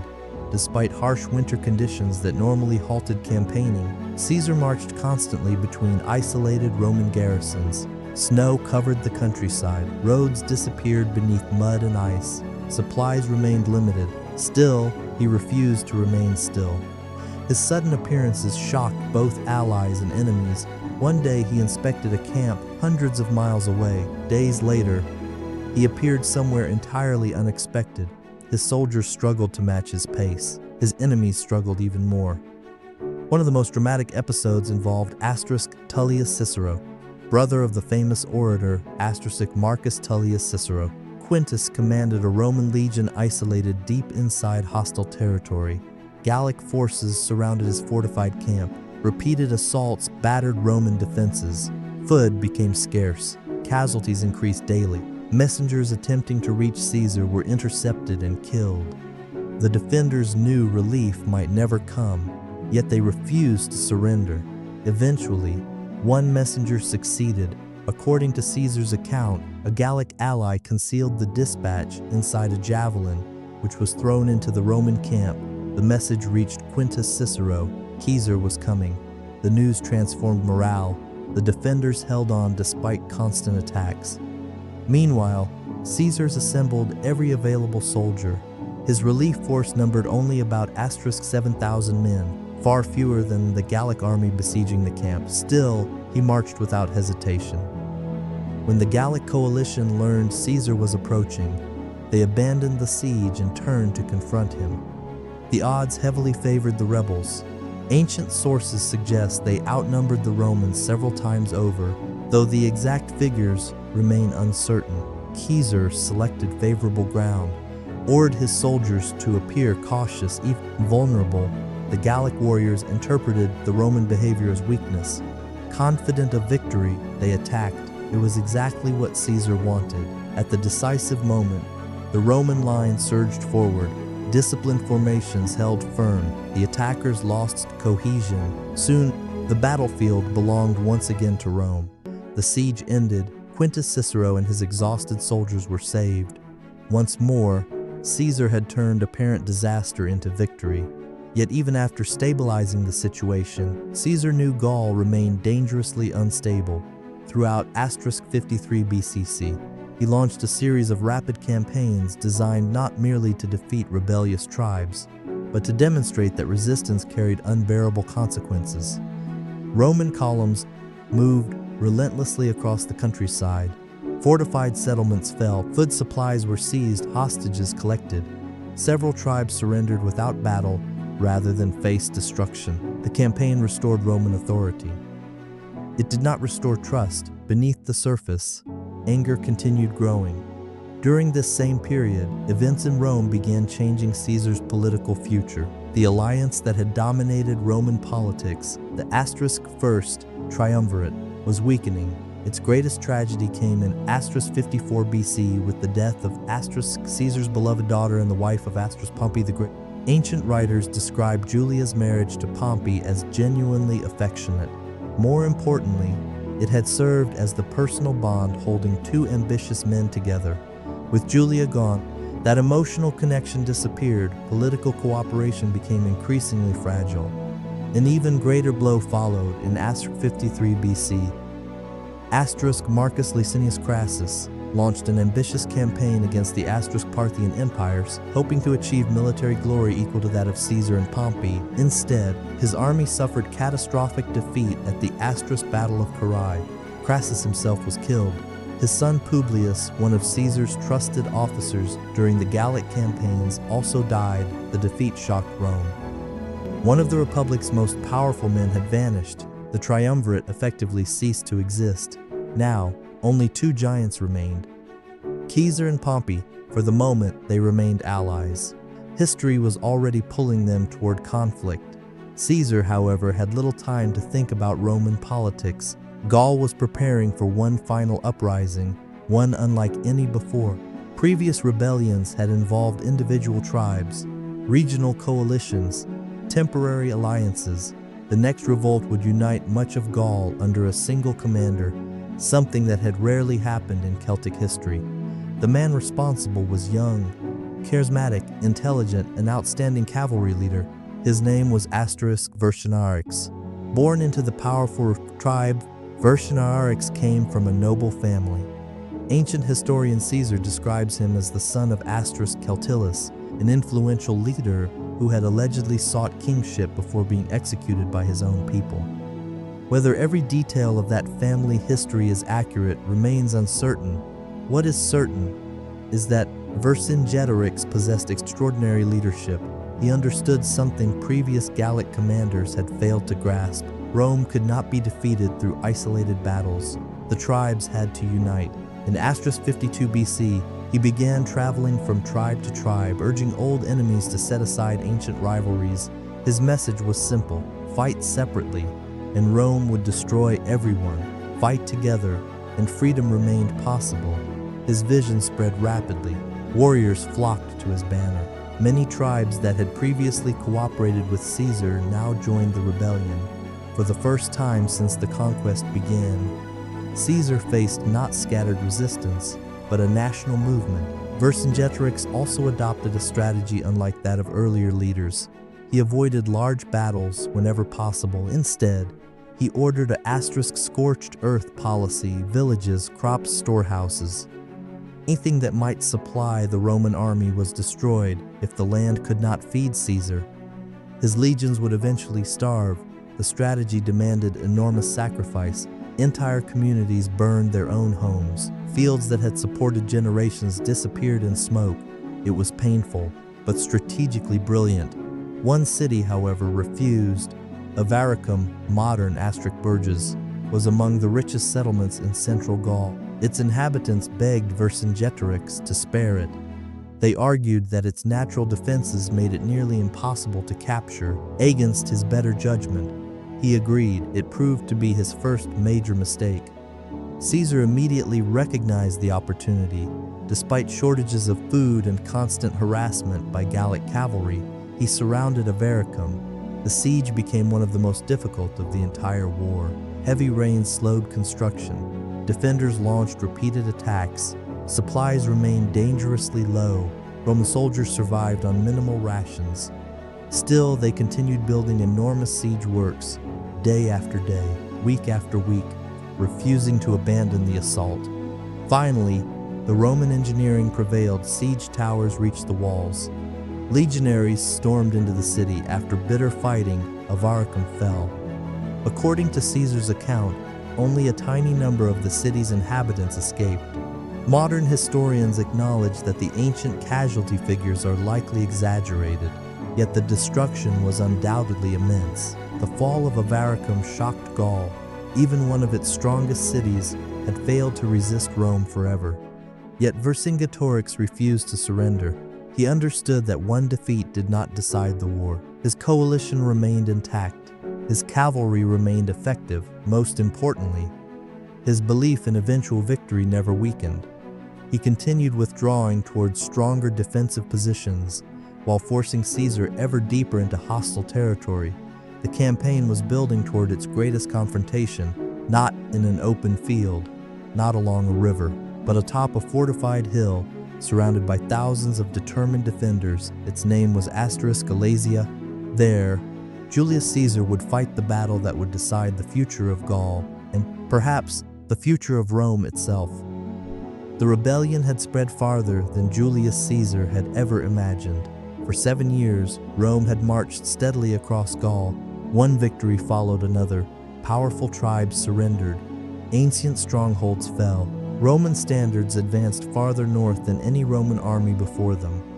Yet in 52 BC, everything came down to a single campaign, a single commander, a single fortress, a single battle. If Caesar lost now, years of conquest could disappear almost overnight.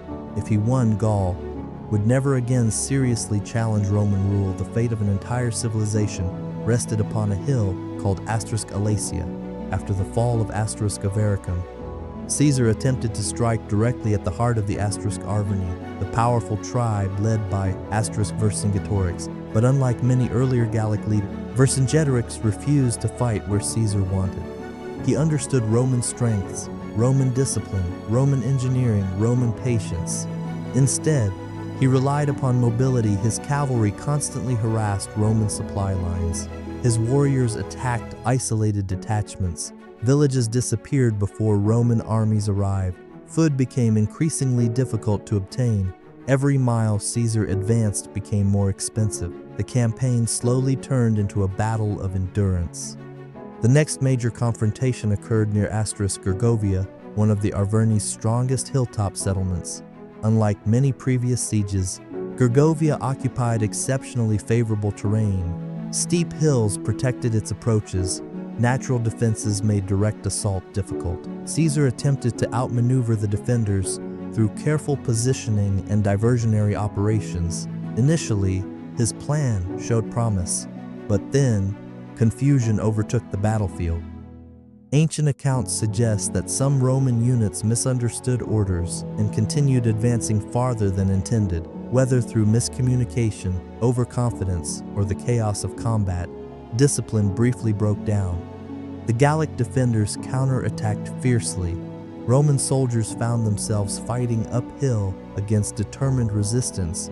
The result was one of Caesar's rare defeats. Several hundred Roman legionaries were killed, including many experienced officers. For the first time in years, Caesar had failed. News of the setback spread rapidly across Gaul. Many tribes that had remained uncertain now openly joined Vercingetorix. Even some former Roman allies reconsidered their loyalty. The rebellion reached its greatest strength. Caesar suddenly faced a nightmare. Instead of isolated revolts, nearly all of central Gaul now stood united against him. Back in Rome, political enemies watched carefully. If Caesar failed, his military reputation could collapse. Without military prestige, his political future would collapse with it. Everything depended upon what happened next. Despite the defeat, Caesar refused to panic. His greatest strength had never been avoiding setbacks. It was recovering from them faster than anyone expected. He reorganized his army, secured reinforcements, maintained strict discipline. Most importantly, he continued moving. He understood that hesitation would encourage rebellion. Action restored confidence. Soon, his cavalry received crucial support from Germanic horsemen who had entered Roman service. These experienced riders gradually gained superiority over Vercingetorix's cavalry. The balance of the campaign slowly shifted. Realizing that open maneuvering had become increasingly dangerous, Vercingetorix withdrew toward the fortified hill settlement of Galatia, located in the territory of the Mandubi. The location seemed almost impossible to capture. High hills surrounded the settlement. Strong defensive walls protected its inhabitants. Nearby valleys offered excellent positions for defenders.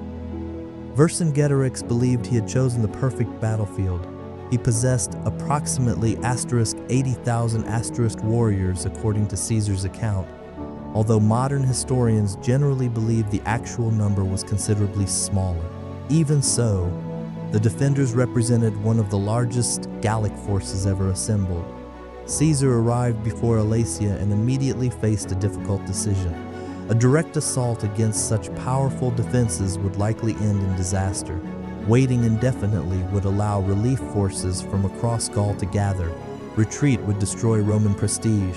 Instead, he chose a solution so extraordinary that historians still study it more than 2,000 years later. He would not attack the city, he would imprison it. Roman engineers immediately began constructing an enormous line of fortifications surrounding Alesia. The project became known as the Asterisk Circumvallation. It stretched approximately 16 kilometers around the hill.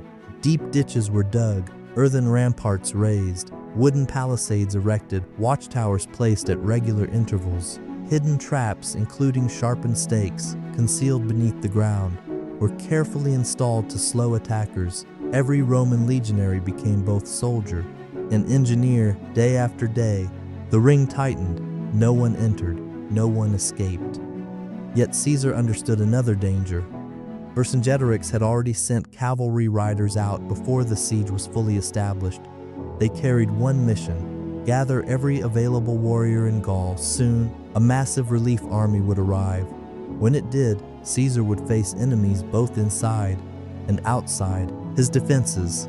Most commanders would have considered such a situation impossible. Caesar responded by ordering an even greater engineering project, a second line of fortifications facing outward, known today as the Asterisk Contravallation, up approximately 21 kilometers long. It protected the Roman army from attack by the approaching relief force. The result astonished even ancient historians. Rome had built two enormous fortified rings, one facing inward, one facing outward. The Romans themselves stood trapped in the middle. Inside Alesia, conditions steadily worsened, food supplies dwindled, livestock disappeared. Ancient sources describe increasing desperation among the defenders. Eventually, according to Caesar, women, children, and elderly civilians were sent out of the city in hopes that the Romans would allow them to pass. Caesar refused. He would neither admit them through his lines nor allow them back into the fortress. The civilians became stranded between both armies. Ancient historians record this tragedy as one of the bleakest episodes of the Gallic War. Modern readers often see it as a reminder that ancient warfare frequently inflicted terrible suffering upon non-combatants. Then, the relief army arrived. Ancient writers provide enormous numbers, sometimes exceeding 250,000 warriors, but modern historians generally regard these figures as highly exaggerated. Nevertheless, there is no doubt that the relieving force was substantial. For the first time during the siege, Caesar's greatest fear became reality. Roman soldiers now faced attacks from two directions simultaneously. Vercingetorix launched assaults from inside Alesia, while the relief army attacked from outside. Signals echoed across the hills. War horns sounded. Thousands of warriors surged toward the Roman fortifications. The fate of Gaul, and perhaps Caesar himself, hung in the balance. The first assaults failed, so did the second. Then came the largest attack of all.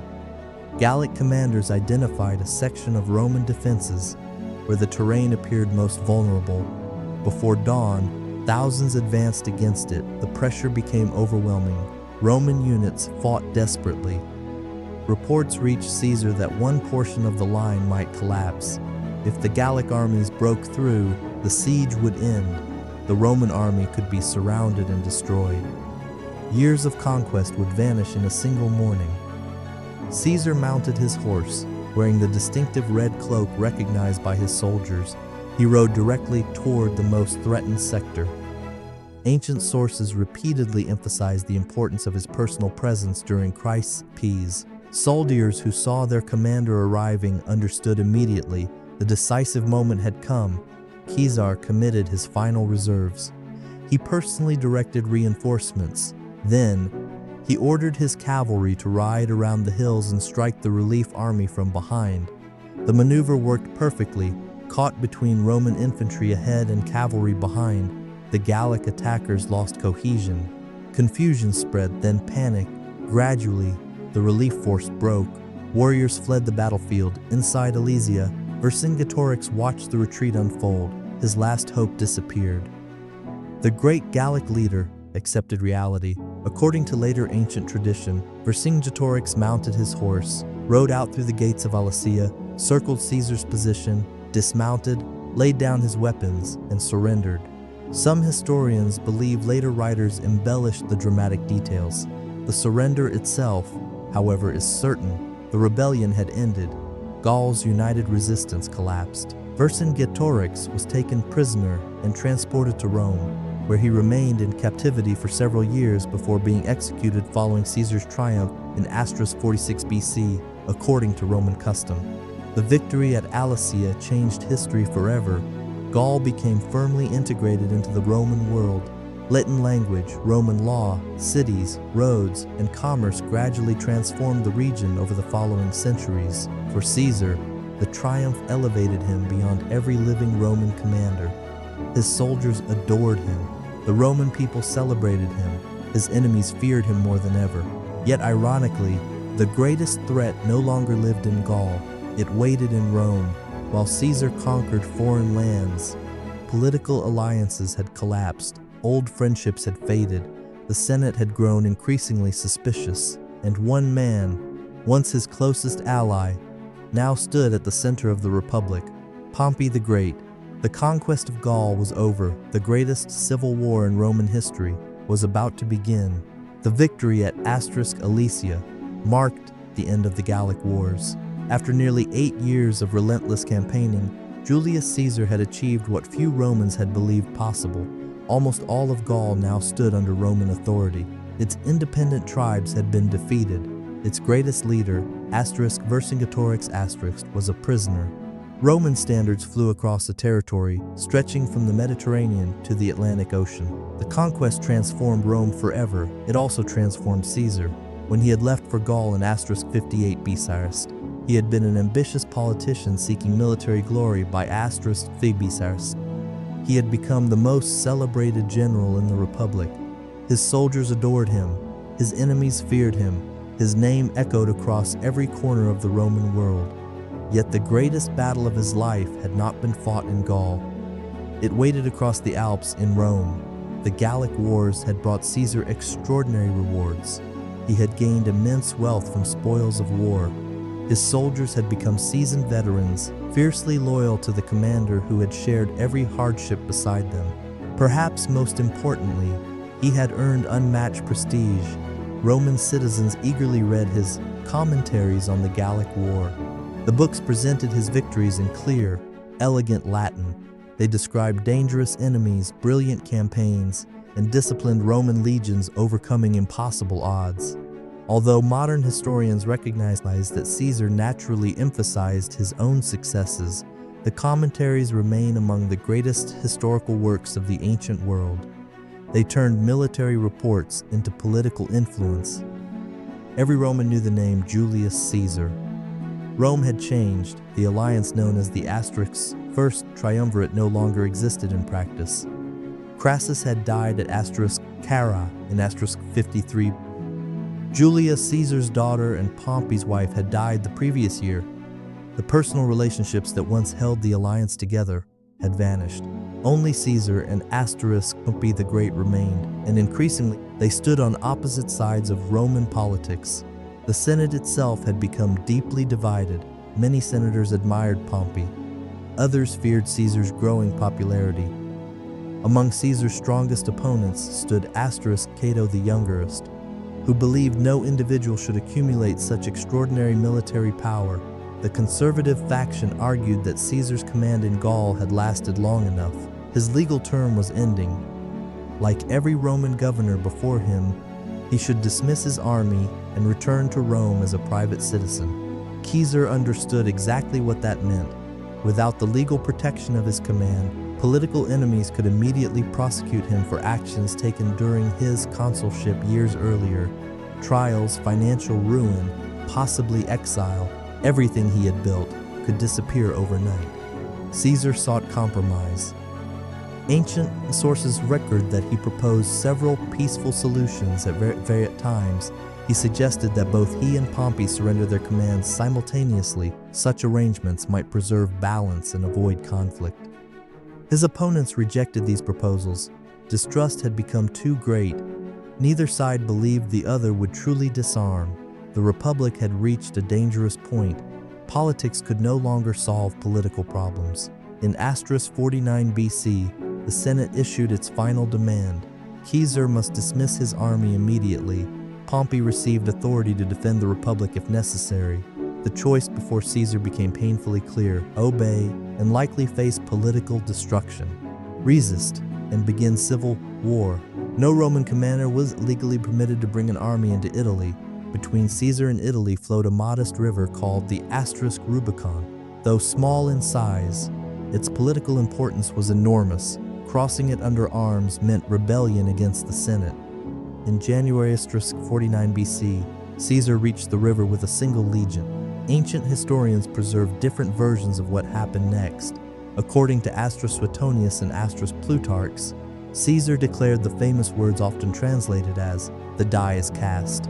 The exact wording remains debated among scholars, but the meaning is unmistakable. The decision could not be reversed. Caesar crossed the Rubicon. Civil war had begun. The reaction in Rome was immediate. Many senators fled south alongside Pompey. The capital itself offered little resistance. Caesar entered the city with remarkable speed. Unlike many conquerors, he attempted to present himself not as Rome's destroyer, but as its lawful defender. He repeatedly emphasized clemency toward defeated opponents. This policy, later known as Clementius Caesarus, became one of the defining characteristics of his leadership. Rather than executing every political enemy, Caesar often pardoned them. Some accepted his generosity, others never forgot that they had once fought against him. Pompey withdrew across the Adriatic Sea into Greece, where he hoped to gather overwhelming military strength. Many eastern provinces remained loyal to him. Numerous senators joined his cause. The conflict would not be decided in Italy. It would be decided on the battlefields of the eastern Mediterranean. Caesar pursued relentlessly. Before confronting Pompey directly, Caesar secured Spain, where Pompeian forces remained strong. According to later tradition, Caesar remarked that he was marching to fight an army without a leader before returning to fight a leader without an army. The campaign succeeded quickly. With Spain secured, he turned east. The decisive confrontation came in 48 BC near the Greek city of Pharsalus. Pompey commanded the larger army. He possessed more cavalry. Many experienced senators believed victory certain.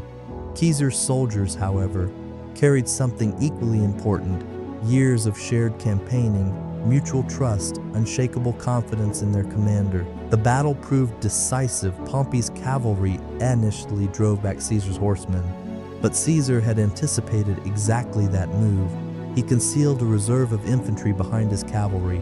When Pompey's horse advanced, the hidden soldiers struck. The attack disrupted the cavalry completely. The balance of the battle changed. Roman veterans pushed relentlessly forward. Pompey's army collapsed. The greatest general of the previous generation had been defeated.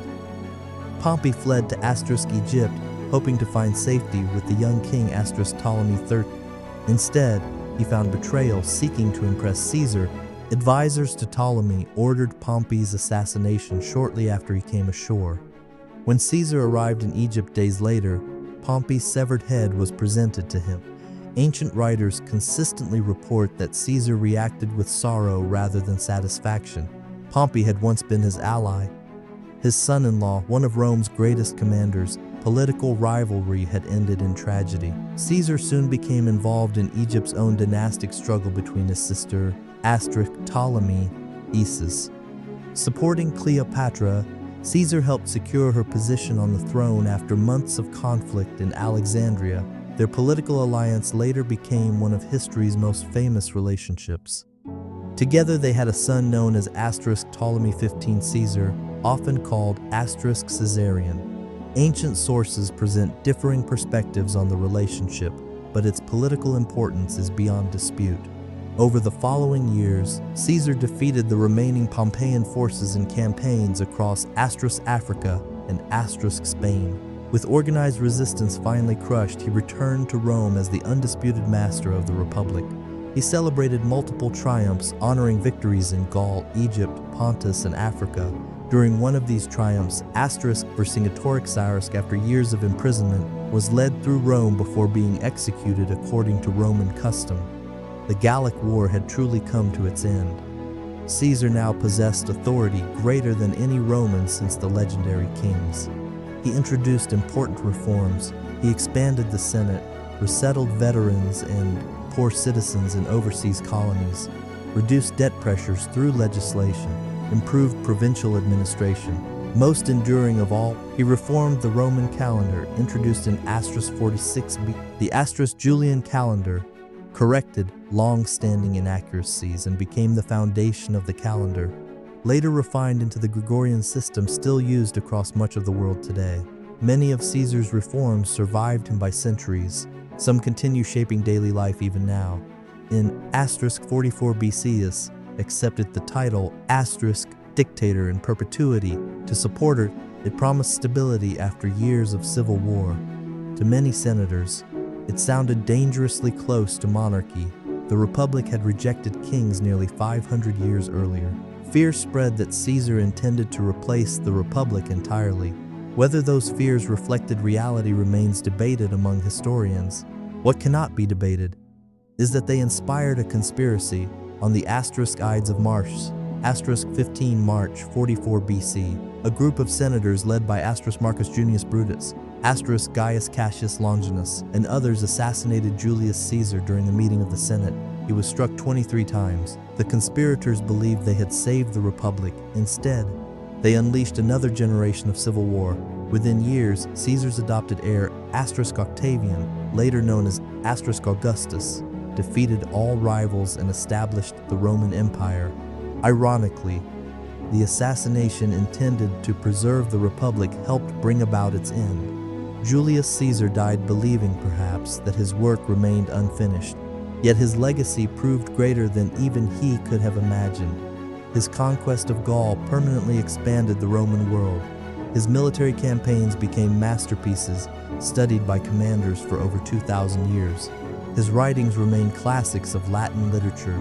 His political career reshaped Roman government forever. Even his family name became synonymous with supreme authority. Kaiser, both trace their origins to Caesar. History remembers countless kings, countless generals, countless politicians, but only a handful changed the course of civilization itself. Julius Caesar was one of them. His victories built the foundation upon which the Roman Empire would rise. His ambition transformed a republic. His death changed the future of the ancient world. And more than 2,000 years later, his story still stands as one of the greatest and most consequential lives ever recorded in human history.